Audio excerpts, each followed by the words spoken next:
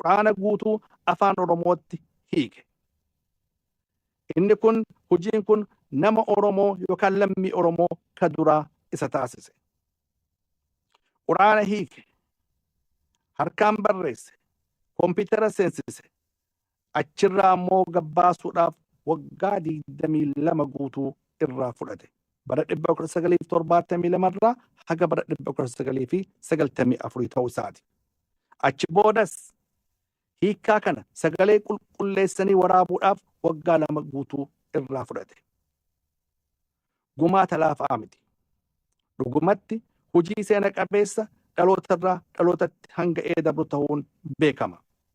Sheekh Muhammad Rashaad quraana hiikuu qofaa miti.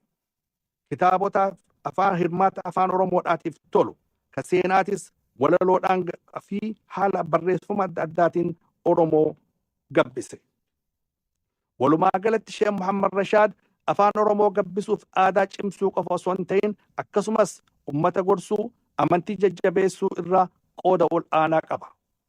Kitaabota adda addaallee barreessee ogbarruu afaan Oromoodhaa guddisee seenaallee qormaataan mul'ise.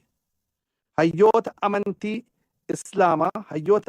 Islaamaa tirraa Sheekh Muhammad Rashaad namoota ol aanoo keessatti ilaalamu ta'uulleen beekamaadha.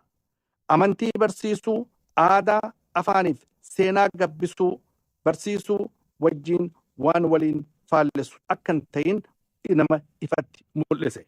Masgiida yoo seenu amantii barsiise. Yoo ammootu ala gabba'u geerrarsaa, mirrisaa fi faaruudhaan afaan Oromootii fi aadaa gabbise.